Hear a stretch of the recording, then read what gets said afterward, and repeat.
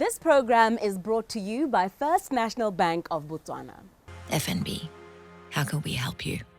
An article released recently by one of the world's leading consulting firms, McKinsey & Company, said that there are some areas that board directors, such as those in some of the corporate buildings behind me, and their chairpersons need to prioritize when guiding their organizations through unprecedented uncertainty. It says, taking into account that fewer boards of directors have a handbook for managing crisis, even fewer have a clear perspective on when and how their organizations can emerge from tunnels that pandemics such as COVID-19 force them to enter. Our guest is Rene Carayol, a broadcaster and author of several books on leadership. He is also a leadership and business keynote speaker, advisor to chief executives and heads of state, and a commentator. Rene joins us from London. The first question to him is, what has been the general leadership learnings derived from the COVID-19 pandemic? Coronavirus, the pandemic, has hit us from nowhere. It feels like the whole world was unprepared.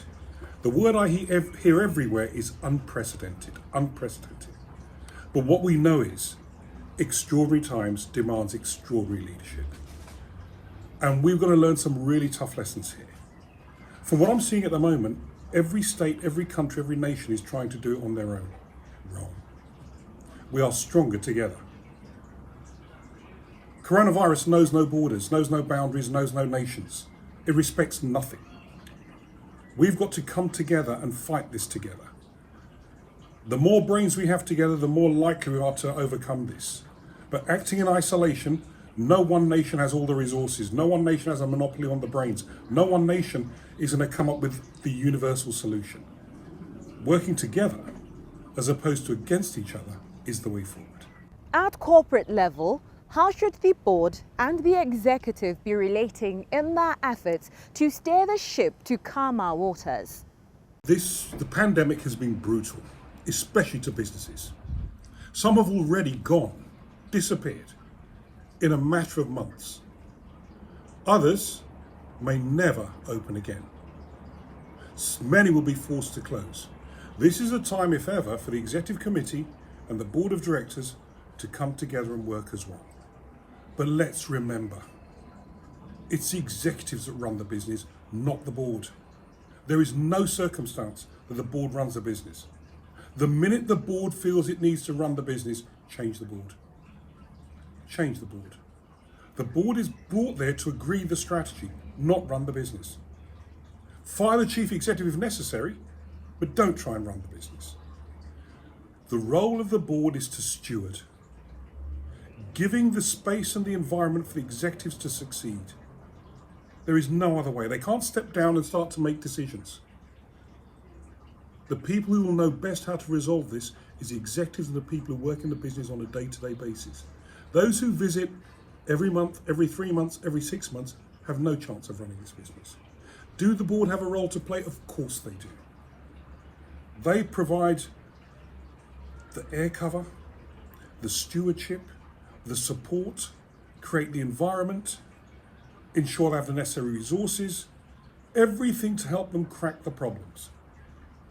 But if I say it once, I'll say it again, I've yet to see a business be saved by the board thinking that they should fly the plane.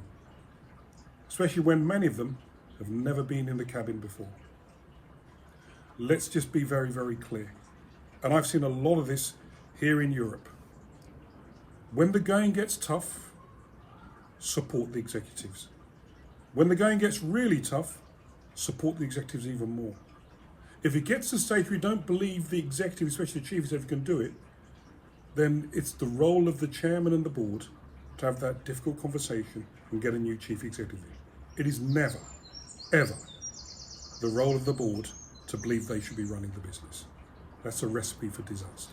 During challenges such as this, there's always need for more hands and more minds. How then can the board augment the executive without being seen to be interfering in the day-to-day activities of the company? Nowadays, when we're constructing boards of directors, It's very different from the way it used to be before. It used to be the old boys club. It used to be those who've been around a long time, of a particular vintage, of a particular set of experiences, and their names looked good on the board of directors. They were very experienced, they had a network, they had connection to government, they had reach, they were dignified. Those days are long gone. To sit on the board now, you've got to be able to do the work. You've got to be able to add some tangible value. You need to have been sat in an executive seat before. So you understand what it's like to walk in their shoes, the pressures they're under, to be a mentor, to be a guide, to be a sponsor, to be support. Your job is not to do the job for them, but enable them to do the job better. And to me, the best boards are those that have a mix. Those who come from that industry and those who come from outside. Those who are strategists against those who are operational. Those who have come from a regulatory background and those who have come from an entrepreneurial background. A really good mix. And I think the board needs to be a team as well. And when we're choosing boards and we're choosing an executive team, it's no longer the best person for the job. It's the best person for the team. It's understanding what are the capabilities needed by the team in order to support the executives and the business fully and work really hard to fill that mission.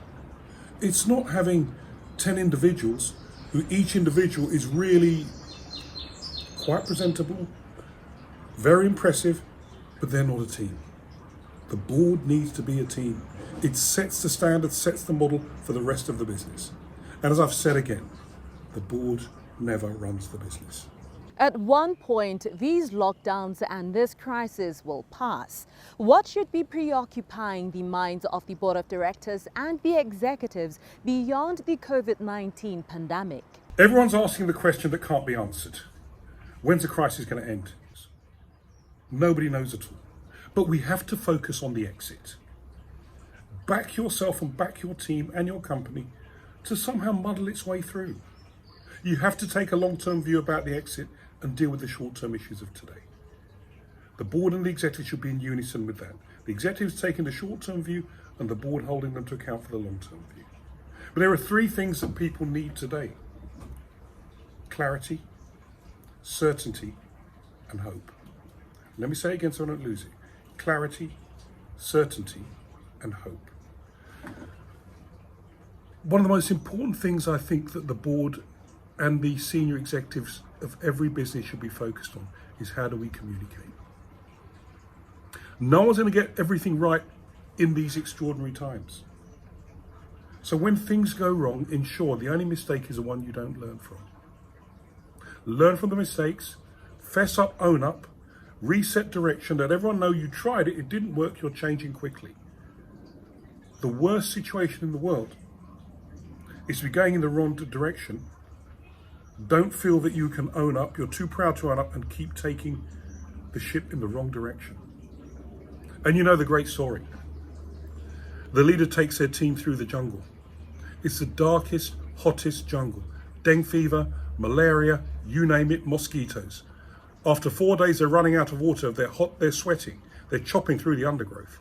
The leader climbs up the tallest tree, looks around and shouts down, "Hey guys, sorry, wrong jungle." Now, do people lose faith in that leader because he got it wrong? No. Owning up to a mistake is a sign of strength. They actually follow them even more because they said they got it wrong, let's change direction. Certainty, clarity, hope. When we communicate with our people, let's just remember what the great Maya Angelou said. Not everyone remembers precisely what you said, but everyone remembers how you made them feel. Your job on the board is to give hope. You may think it's to monitor, it's to catch people out. It's not. It's to support, it's to catch them doing things right and make them feel good about what they're trying to achieve. We call that leadership. And remember, if you're bold, you might fail. If you're not bold, you will fail. This will pass. The advice I give to every individual, it's Look out for each other. Look after each other. Stay safe. Stay strong. This will pass.